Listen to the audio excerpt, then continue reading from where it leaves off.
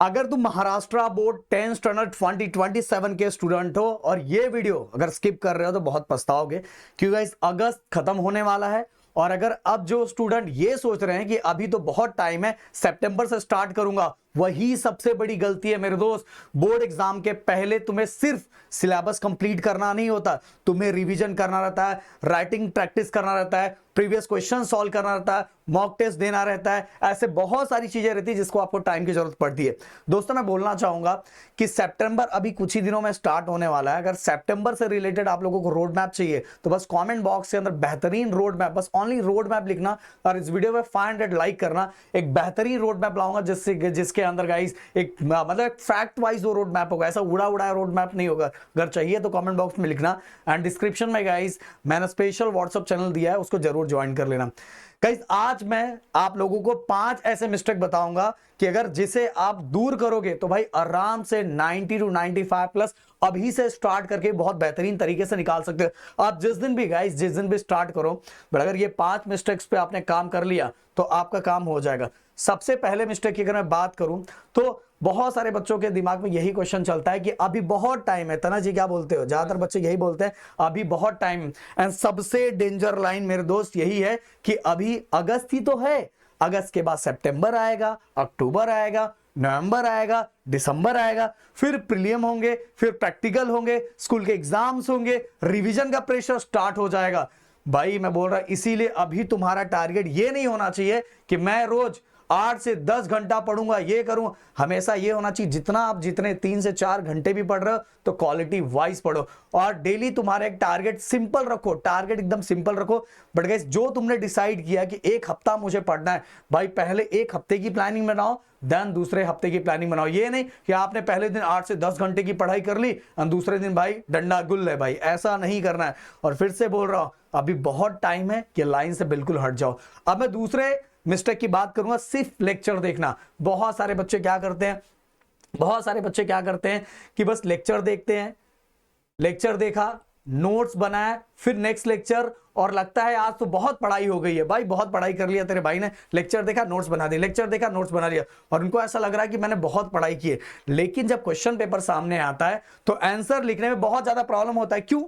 Because board में सिर्फ समझना इनफ नहीं है भाई, तुम्हें आंसर लिखना भी आना चाहिए। कैसे आंसर लिखते हैं, कैसे इसको प्रेजेंट करते हैं, क्योंकि आपको मैंने बताया कि प्रेजेंटेशन और जो अच्छे से तुम लिख रहे हो वो टीचर को अच्छी तरीके से समझ में आना चाहिए। इसीलिए दोस्तों लेक्चर्स तुमने देखा, नोट्स बनाया, then questions, then writing practice, ये साइकिल कंप्लीट करोगे। अगर ये साइकिल कंप्लीट करोगे तो भाई कुछ रिजल्ट आएगा। ओनली लेक्चर देख लेने का, तुरंत नोट्स बना लेने के बाद कोई रिजल्ट नहीं आने वाला। तीसरे मेन इंपॉर्टेंट मिस्टेक की मैं बात करूंगा कि इंपॉर्टेंट चैप्टर को इग्नोर करना। हर चैप्टर का सेम लेवल पर ट्रीट करना जरूरी नहीं है, क्योंकि हर को सेम लेवल पर ट्रीट करोगे तो भाई समझ लो तुम्हारी डंडा गुल होने वाली। तुम्हें लगेगा भाई इसको भी ऐसे कर लेता, नहीं भाई। जो इंपॉर्टेंट चैप्टर है, कुछ इंपॉर्टेंट चैप्टर होते हैं जिनके कॉन्सेप्ट स्ट्रॉन्ग करना पड़ता है, साथ में गाइस कुछ बार बार रिपीट होने वाले क्वेश्चन को हमें समझना पड़ता है। लेकिन इसका मतलब ये नहीं कि बिल्कुल जो तुम इंपॉर्टेंट चैप्टर ही कर रहे हो और बाकी चीजों को स्किप कर दे रहे हो, ऐसा नहीं करना है। मेरे कहने का मतलब यह है कि तुमने इंपॉर्टेंट चैप्टर किया एंड बाकी चीजों में जो जो पिछले कई सालों में पूछा जाता है उसको बस कर लिया तो भी काम हो जाएगा। देखो दोस्तों, पहले ना तुम्हें कंप्लीट एक सिलेबस का रोड मैप बनाना चाहिए कि तुम्हें कैसे कैसे आगे बढ़ना है। एक हाई वेटेज लो, एक ऐसा चैप्टर जिसके क्वेश्चन बार बार पूछे जा रहे हैं, तो ये 2 सेक्शन जब बनाओगे तो तुम्हें समझ में आ जा रहा है कि कौन सा हाई वेटेज वाले हैं एंड किसके चैप्टर ज्यादा पूछे जा रहे हैं। और ये अगर आपने समझ लिया तो आपका काम बहुत बेहतरीन तरीके से हो जाएगा। और गाइस मैं बोलना चाहूंगा बहुत सारे बच्चे टेक्स्ट बुक को इग्नोर करते हैं। महाराष्ट्र बोर्ड के स्टूडेंट के लिए टेक्स्ट बुक बेस्ड क्वेश्चंस बहुत इंपॉर्टेंट होते हैं। एंड गाइस मैंने बार बार आप लोगों को बोला है कि आपके टेक्स्ट बुक के अंदर देख लो, कुछ जो डायग्राम बना हुआ था, जो डायग्राम बना रहा था बहुत ज्यादा इंपॉर्टेंट होता है। तने जी आपके टाइम भी आपने देखा होगा कि बहुत सारे बच्चों ने साइंस के अंदर जो डायग्राम अंदर बने रहते हैं, उन्होंने क्वेश्चन किया पर जो डायग्राम बना रहता है उस पर फोकस नहीं करते एंड बहुत बार 5 मार्क्स का क्वेश्चन उसी में से पूछा जाता है। समझ? इसलिए आपके साइंस के अंदर जो डायग्राम बना रहता है वो किस प्रिंसिपल पे वर्क करता है, साथ में किससे रिलेटेड है, अगर वो कोई एक्सपेरिमेंट है तो इसमें कौन सा ऑपरेटर यूज किया हुआ है, कौन सा इंग्रेडिएंट डाला गया है, क्या प्रोडक्ट फॉर्म हो रहा है, क्या रिएक्टेंट, ये सभी आपको जानना बहुत जरूरी है। एंड गाइस बहुत सारे बच्चे क्या सोचते हैं पता है, पहले मैं सिलेबस कंप्लीट करूंगा, फिर जैन और फैब में पेपर सॉल्व करूंगा। और यही चौथी मिस्टेक है गाइस, सबसे बड़ी मिस्टेक यही है। अगर आप 90% स्कोर करना चाहते हो, और गाइस ये जो है ना राइटिंग प्रैक्टिस वाला, अगर ये अच्छे से नहीं करते हो तो ये डायरेक्ट 90% वाले आपके सपने को खत्म कर सकता है। और गाइस ये आपका बिल्कुल गलत अप्रोच है कि मैं पहले क्या करूंगा, पूरा सिलेबस कंप्लीट करूंगा, फिर जैन और फैब में पेपर प्रैक्टिस करूंगा। अभी से वीक में कम से कम कुछ क्वेश्चन लिखने की हैबिट आपको बनानी चाहिए। अगर मैं बताऊं हर सब्जेक्ट के बारे में आपको बताना चाहूं तो मैथ्स के स्टेप बेस्ड क्वेश्चंस करने चाहिए, साइंस के जो थ्योरेटिकल क्वेश्चन है उनको करना चाहिए, फिर हिस्ट्री ज्योग्राफी के पॉइंट वाइज आंसर लिखने की प्रैक्टिस करना चाहिए। एंड लैंग्वेजेस में राइटिंग वाला जो सेक्शन है, राइटिंग स्किल वाला जो सेक्शन है, उस पर आपको फोकस करना चाहिए।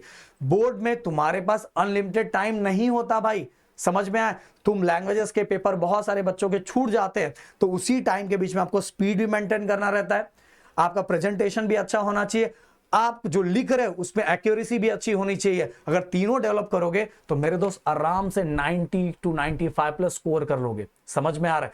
एंड पांचवा सबसे मोस्ट इंपॉर्टेंट मिस्टेक जो बहुत सारे बच्चे करते हैं, तने जी ये बिल्कुल सही बात है, मुझे लगता है 80 to 85% बच्चे गड़बड़ यही करते हैं। बहुत सारे बच्चे पढ़ते हैं पर रिविजन, आप इंजीनियरिंग के लास्ट ईयर में तने सर है, बट वो ये देखते हैं कि बहुत सारे बच्चे दिन भर इतना आपने देखा होगा कि आपके कॉलेजेस के अंदर बहुत सारे लाइब्रेरी में बहुत सारी बुक लेके आते हैं, बुक लेके आते पर पढ़ते उसमें से एक दिन पढ़ेंगे और बाद में गायब। और सबसे ज्यादा केटी उन्हीं को लगा रहता है, बैकलॉग उन्हीं को लगा रहता है। इसीलिए जो पांचवा मिस्टेक है, रिवीजन को अवॉइड करना, रिवीजन करना ही नहीं। एक बार चैप्टर कंप्लीट कर दिया तो चैप्टर याद होना, ये जो आप सोचते हो ना, यही गड़बड़ है भाई, यही सबसे बड़ा गड़बड़ है कि आपने आज जो पढ़ा है 15 दिन बाद आपको कितना याद रहा है। अगर वो याद रहा है तो रिवीजन आप बिल्कुल सही हो, पर याद नहीं रह रहा है तो भाई आपको रिवीजन करना चाहिए।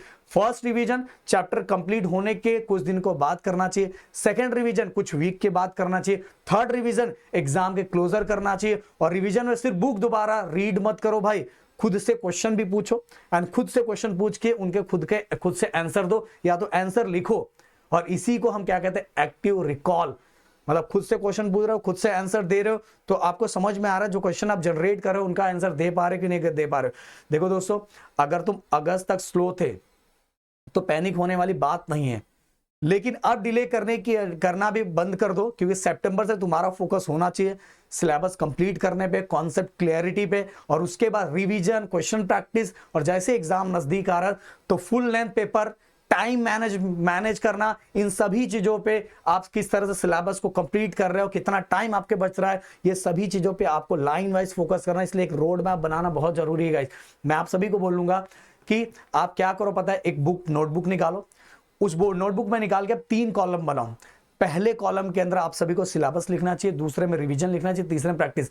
और सिलेबस में गाइस आपको ये लिखना चाहिए कि आपके अभी भी कितने चैप्टर हुए हैं और कितना बचा हुआ है। रिवीजन में कौन कौन से चैप्टर आपको अच्छी तरीके से आता है जिसको आपने रिवाइज कर लिया है, और प्रैक्टिस में कितने क्वेश्चन आपने बार बार प्रैक्टिस किया और कितने क्वेश्चन सॉल्व किए। ऐसे आपको अपने बुक में लिखना, जिससे 1 मंथ के बाद आपको खुद का ही अपना समझ में आ जाएगा कि सच में आप मेहनत कर रहे हो कि नहीं कर रहे हो, आपने डेली कितना किया, कितना रिवीजन किया, अपने आप समझ में आ जाएगा। और खुद को ईमानदारी के साथ अगर चेक करोगे तो भाई आपका प्रिपरेशन बिल्कुल सही ट्रैक पे रहेगा। और एक और बात मैं बोलना चाहूंगा, 10th स्टैंडर्ड बोर्ड में टॉपर और एवरेज स्टूडेंट के बीच डिफरेंस बस किस चीज का होता है पता है?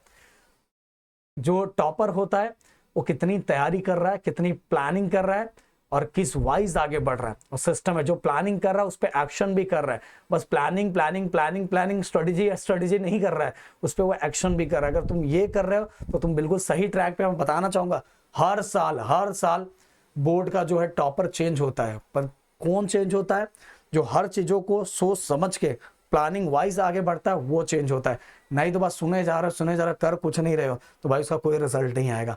तो कमेंट बॉक्स में एक चीज जरूर और लिख के जाना, अगर अभी तक देखो सब। मैं एक और चीज पूछना चाहूंगा कि आप में से कितने ऐसे बच्चे हैं जिनके अंदर अभी तक टिकने का गट्स है? क्योंकि देखो हमारे अंदर सेल्फ कंट्रोल नहीं है, हम अपने आप को रोक नहीं पाते हैं। मैं देखो ये बहुत अच्छी चीजें मैं बता रहा था, बट अभी तक रुकने वाले बहुत कम बच्चे होंगे।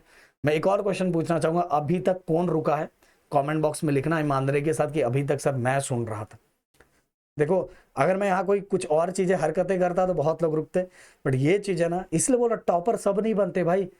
टॉपर कुछ ही रहते हैं, बहुत कम रहते हैं, बहुत स्कोरर बहुत कम रहते हैं।